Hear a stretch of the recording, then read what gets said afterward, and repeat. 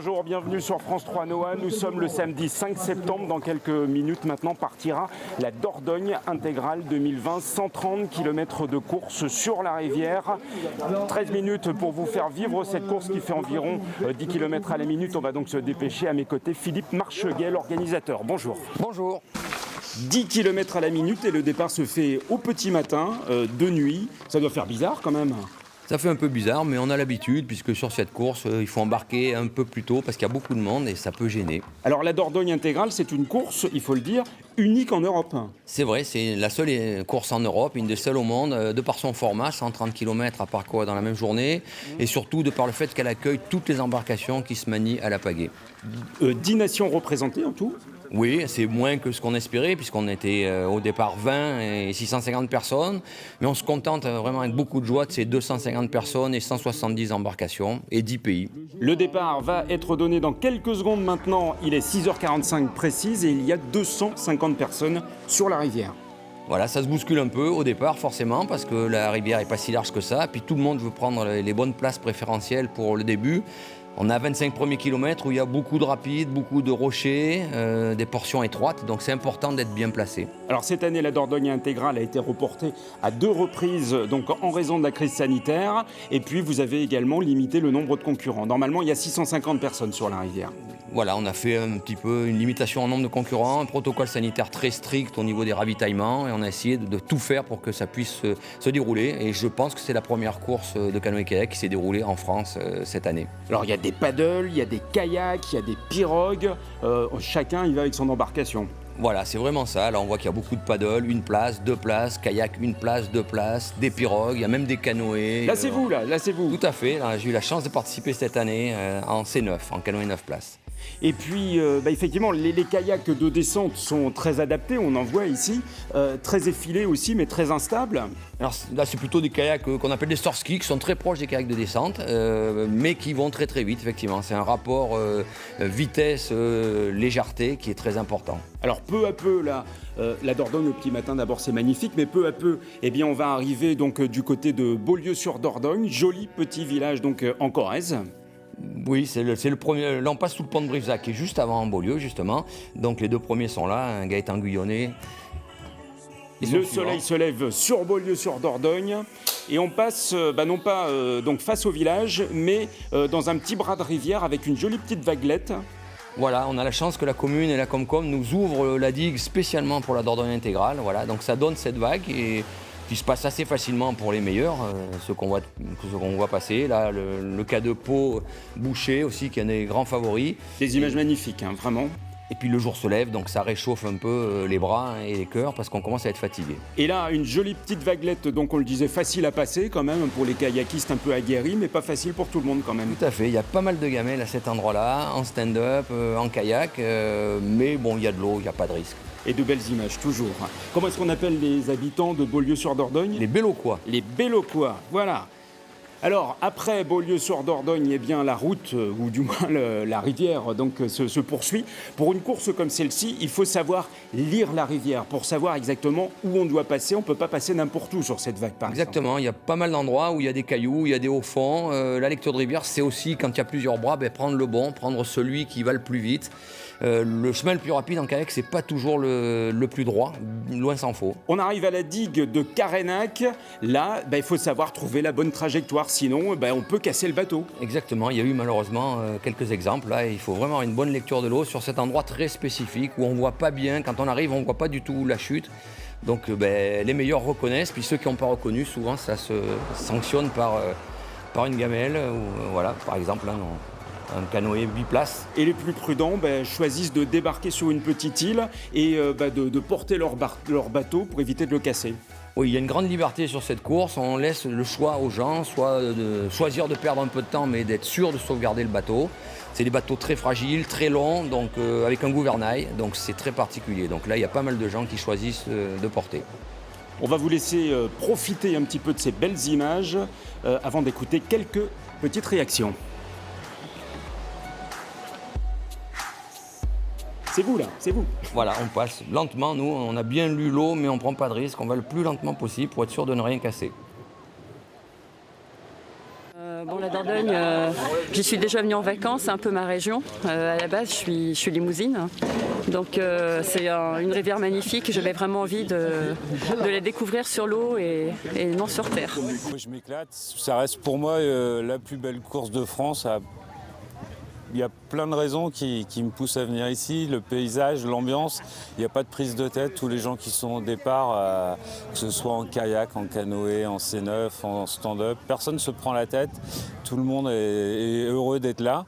Et puis voilà, ça reste un défi, mais un défi vers toi-même, quoi. Tu combats les éléments, mais tu te combats toi-même et tu apprends beaucoup. Nous voici donc aux falaises de Cresse. On est arrivé dans le département du Lot et là, la lutte contre soi-même commence dans des paysages qui sont somptueux avec donc en tête de course Nicolas Lambert et Gaëtan Guyonnet. Parlez-nous donc de ces deux garçons. Eh ben, Gaëtan Guyonnet, champion du monde de descente, kayak descente. On le voit là, numéro 2. Voilà, il est devant là. Et Nicolas Lambert, donc vice-champion d'Europe d'Ocean Racing, donc des courses en mer. Donc c'est vraiment les deux grosses pointures. C'est eux qui étaient devant l'an dernier déjà sur la Dordogne intégrale 350, qui allait jusqu'à l'estuaire. Et ceux qui ont pris la tête tout de suite. Mais à notre grande surprise, il y a des K2, des kayaks de place qui se sont mêlés à la lutte pendant un court instant. Donc ça a été l'édition la plus intéressante de ce point de vue depuis la première. Magnifiques images, donc toujours devant les falaises de Cresse là. Là on descend un petit peu plus plat que Cresse, on va arriver sur le cingle de Montfort et c'est toujours les deux mêmes qui sont en tête. Avec frais comme des gardons de la Dordogne. Oui, il y a beaucoup de prises de vagues, c'est une course très particulière où on prend les vagues en permanence. Là on est au kilomètre 105, donc ravitaillement, il reste 15 à 20 km de course. Là tout le monde est un peu fourbu, épuisé, puis on tient au mental finalement. Il y a ceux qui sont bien préparés et puis ceux qui... On est parti trop vite, mais ça commence à tirer sur les pattes. On essaye d'aller jusqu'au bout, c'est tout. C'est déjà 40 bornes que je fais avec des ampoules. Ils ont des ampoules. Mal aux mains. Mais on ira au bout quand même. C'est dur, c'est compliqué. Paradoxalement, c'est des problèmes souvent d'ampoules, de frottement. On a plus mal aux fesses ou aux doigts. Souvent, c'est pas le dos, c'est pas les bras. Et là, ça repart. La Dordogne est vraiment magnifique. Il y a des endroits qui sont super. À quoi est-ce qu'on pense quand on a encore 15 ou 20 km à parcourir, mais qu'on a déjà plus de 100 km dans les bras ? Quand on est tout seul, je pense qu'on débranche tout, qu'on regarde 10 mètres devant soi et qu'on se dit allez 10 mètres de plus, allez 10 mètres de plus. Mais est-ce qu'on arrive encore à apprécier ces paysages magnifiques ? Là on va arriver dans quelques secondes à la Roque Gajac. Oui, c'est un élément très important qui fait qu'on va jusqu'au bout parce que le cadre est tellement fabuleux qu'à un moment on se dit c'est pas possible de s'arrêter, il faut aller jusqu'au bout. Là c'est le dernier virage. Voilà, quand on voit la Roque Gajac, on sait que ça sent très bon et que le bout est pas loin, il reste 2 km, donc c'est vraiment très bon signe. Et l'arrivée bientôt à Castelnau-la-Chapelle, 130 km de course, Castelnau et puis son joli château. Arrivée donc de Nicolas Lambert dans quelques secondes, dans quelques instants. Ils sont comment dire, étonnants ces deux garçons, Nicolas Lambert et Gaëtan Guyonnet. Ça s'est joué au sprint pour la première fois, pour la 11e édition, c'est la première fois que ça se joue au sprint. Il y a moins d'une minute d'écart entre les 3 premiers bateaux, il y a 30 secondes entre Nico Lambert qui l'emporte et Gaëtan Guyonnet qui finit second. Les fameuses gabarres de la Dordogne. On les croise, ou soit elles sont dans notre sens, soit on les croise. Quand on les croise, ça ne nous aide pas beaucoup. On voit donc là l'arrivée à Castelnau-la-Chapelle de Nicolas Lambert, numéro 1. On va vous laisser profiter de ces belles images avec un magnifique ralenti, vous allez voir. Et la réaction de Nicolas Lambert.